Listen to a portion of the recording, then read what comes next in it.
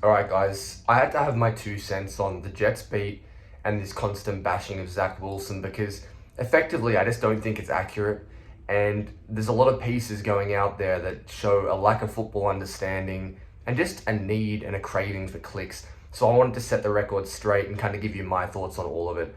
Let's start with the question that DJ asked Zach Wilson in the post-game press conference yesterday after the Dolphins lost. He effectively asked Zach why the team is performing worse when he's under center. And that's not even taking into consideration how Zach played yesterday. But really the kicker for me was Connor's article when he came out in The Athletic this morning and said that Zach Wilson hasn't improved since his injury, that Mike White was substantially better, and that things aren't looking up for the New York Jets rookie quarterback. And it's just not true. None of it is true. Zach Wilson has played significantly better in both the Philadelphia game and yesterday against the Dolphins when allowed to. Zach Wilson's performed at a relatively high level for a rookie quarterback who's surrounded by limited talent. In conjunction with that, Mike White had a 53 PFF grade in his 3.5 games as Jets starting quarterback. Zach Wilson, 65 yesterday, outperformed him clearly. Only once did Mike White top that PFF grade, and that was by just 2 points when he played against the Cincinnati Bengals. Zach Wilson has improved significantly. In the last 3 games, 4 total touchdowns to 1 interception.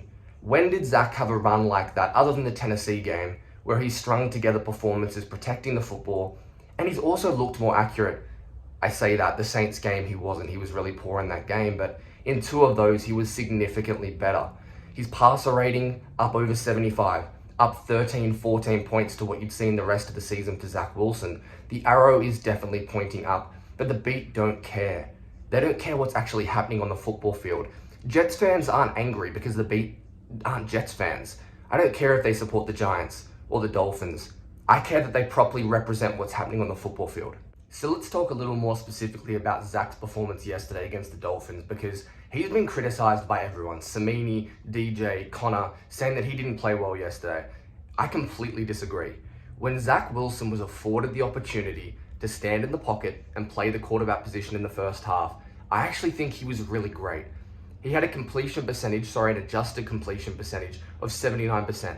He would have been 11 for 14 with a touchdown, 17 total points. He was accurate in the intermediate and short parts of the field. He was replacing the blitz with the football. There was a time the Dolphins brought 6. He found Jamison Crowder running a hitch on the right-hand side of the Jets formation. Think about the dig that he threw on 3rd and long to Keelan Cole, which was dropped.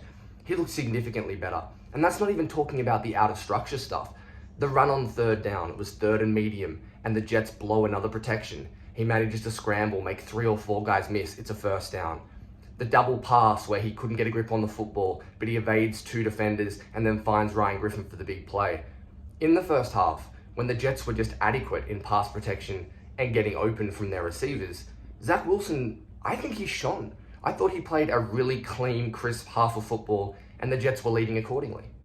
And then in the second half, you get Connor McDermott playing one of the worst games I've seen, even though he is a 3rd-string left tackle. You're still missing Elijah Moore and Corey Davis. So you've got Keelan Cole and Denzel Mims on the outside, both of which they graded below 53 according to PFF yesterday. And they're going against Xavier Howard and Byron Jones. How do you think that went? So you're asking a rookie quarterback to be a talent multiplier on a team with a poor offensive line who really struggled in the second half, and wide receivers who aren't getting open on the outside. And that's how we want to justify and explain the performance of Zach Wilson. That's what the beat's doing right now.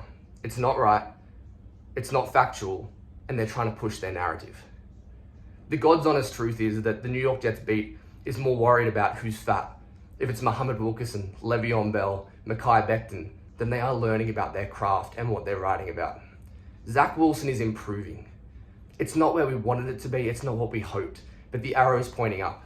And I'm going to keep pushing that while the New York Jets beat don't.